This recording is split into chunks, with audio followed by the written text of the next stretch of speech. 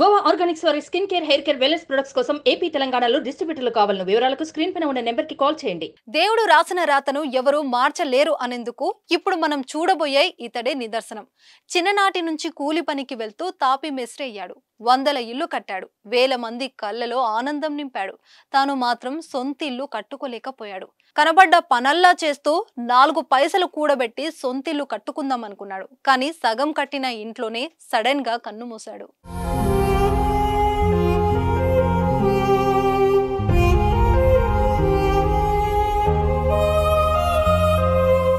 మెదక్ జిల్లా దుబ్బాక మండలం పెద్ద చిక్కోడు గ్రామానికి చెందిన వల్లెపు రాములు పేద కుటుంబంలో జన్మించాడు. భార్య, 3 పిల్లలతో కూలీనాలికి వెళ్తూ జీవనం సాగిస్తున్నాడు.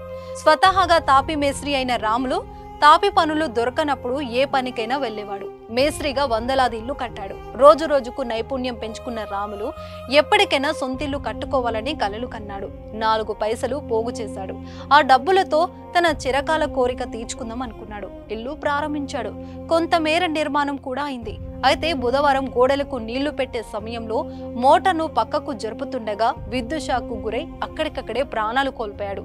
గమనించిన కుటుంబ సభ్యులు లబోదిబమన్నారు. పాపం రాములు సొంతింటి కల తీరకుండానే చనిపోయాడంటూ స్థానికులు కంటనీరు పెట్టుకున్నారు.